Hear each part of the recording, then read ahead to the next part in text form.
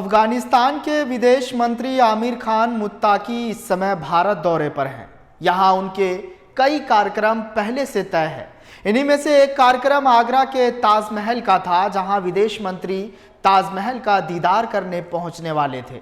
हालांकि अंतिम समय पर यह दौरा रद्द कर दिया गया है। इसके पीछे एक स्पष्ट कारण अब तक सामने नहीं आ पाए हैं। बताया जा रहा है कि कूटनीतिक कारणों के चलते यह दौरा टाल दिया गया है। 30 साल बाद किसी अफगानी विदेश मंत्री का भारत दौरा तय हुआ था, लेकिन अब आगरा विजिट स्थगित हो गई है।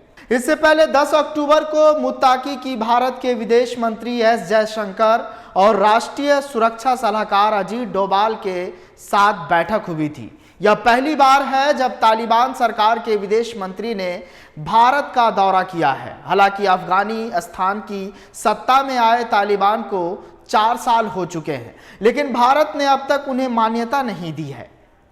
दारुल उलूम देवबंद में मुत्तकी ने नमाज पढ़ने के बाद लोगों से मुलाकात की। उन्हें देखने और सुनने के लिए लाखों के तादाद में लोग पहुंचे। मुत्तकी के यहां पहुंचने पर उन्होंने इलाके के लोगों का शुक्रिया अदा किया और कहा, भारत अफगानिस्तान के रिश्तों पर भी उन्होंने कई टिप्पणी की।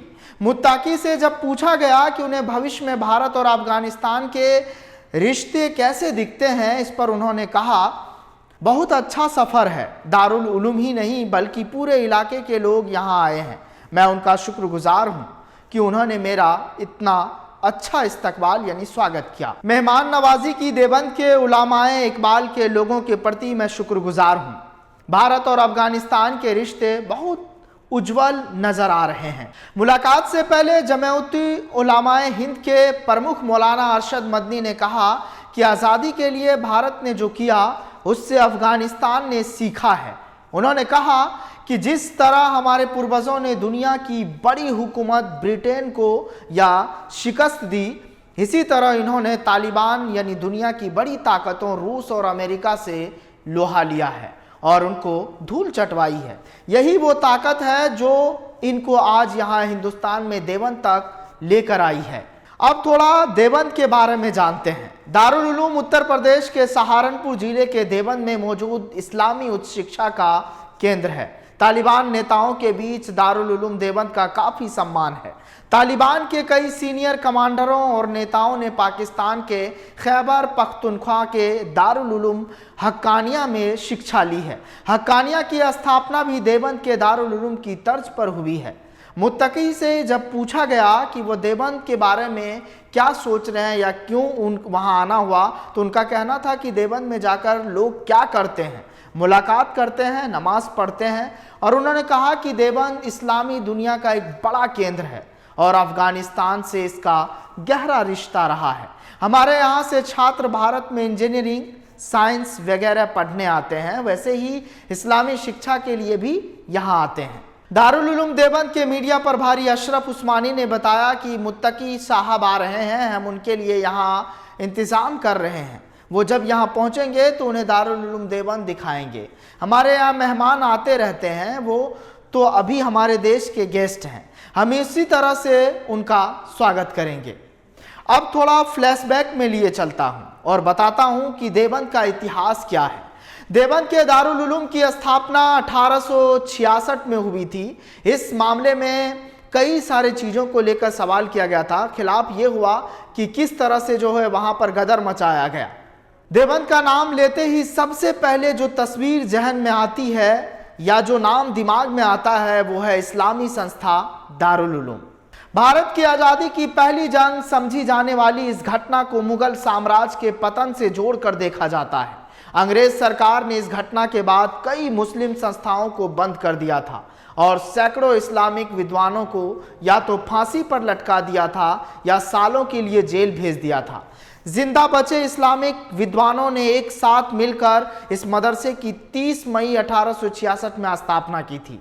ये वो लोग थे जो भारत को ईस्ट इंडिया की सरकार से मुक्ति दिलाना चाहते थे और साथ ही भारत में इस्लाम की पढ़ाई को ख़त्म होने से बचाना चाहते थे। मदरसे की पहचान इस्लामी शिक्षा से हुई। आज दारुल उलूम की ओर से जारी फतवे और धार्मिक सलाह को भारत के अधिकतर मुसलमान मानते हैं। मदरसे की स्थापना के समय देवबंद एक छोटा सा कस्बा था। अब यहाँ की आबादी 1 लाख से अधिक हो चुकी है। लेकिन उस समय यह कुछ हजार आबादी वाला एक छोटा सा शहर था। यहाँ मौजूद मदरसा इस्लाम के सुन्नी विचारों का गढ़ है। सुन्नी इस्लाम के हनफी विचार के मानने वाले लोग भारत, पाकिस्तान और बांग्लादेश में भारी संख्या में आबाद हैं, जिन्हें देवबंदी भी कहा जाता है।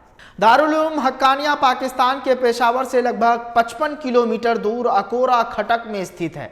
इस स्कूल की स्थापना 1947 में शेख अब्दुल हक ने की थी, जिन्होंने भारत के देवबंद स्थित दारुल उलूम मदरसे से शिक्षा प्राप्त की थी। 1866 में स्थापित इस मदरसे ने ही देवबंदी आंदोलन की शुरुआत की थी। भारत के विभाजन के बाद देवबंदी आंदोलन के अनुयायी पूरे दक्षिण एशिया में फैल गए और उन्होंने मदरसे स्थापित किए, जिनमें इस्लाम का कठोर संस्करण पढ़ाया जाता था, खासकर पाकिस्तान अफगानिस्तान सीमा पर, जहां अब्दुल हक ने दारुल उलूम हक्कानिया की स्थापना की। यह स्कूल जल्द ही प्रसिद्ध धार्मिक शैक्षणिक संस्थानों में से एक बन गया और देवबंद विचारधारा का एक अहम शैक्षणिक केंद्र बन गया। अब्दुल हक की मृत्यु के बाद उनके बेटे समीउल हक ने 1988 में मदरसे की कमान संभाली। वॉशिंगटन पोस्ट की एक रिपोर्ट के अनुसार सोवियत संघ के अफगानिस्तान से हटने के बाद भी इस मदरसे ने तालिबान नेताओं के साथ अपने संबंध बनाए रखे, जिन्होंने 1990 के दशक के मध्य में काबुल पर कब्जा कर लिया था। रिपोर्ट में बताया गया है कि बाद में 2001 में जब अमेरिका ने तालिबान सरकार को सत्ता से बेदखल करने में मदद की, तो इस मदरसे ने कई विद्रोह पैदा किए, जिन्होंने अफगानिस्तान की अमेरिका समर्पित सरकार के खिलाफ लड़ाई लड़ी। इन्हीं वजहों से समीउल हक को तालिबान का जनक कहा जाने लगा। 2018 में समीउल हक की हत्या के बाद उनके बेटे हामिदुल हक ने मदरसे की कमान संभाली थी। फिलहाल इस कहानी में आज के लिए बस इतना ही। जनतंत्र टीवी पर खबरों का सिलसिला जारी रहेगा, बने रहे हमारे साथ। शुक्रिया।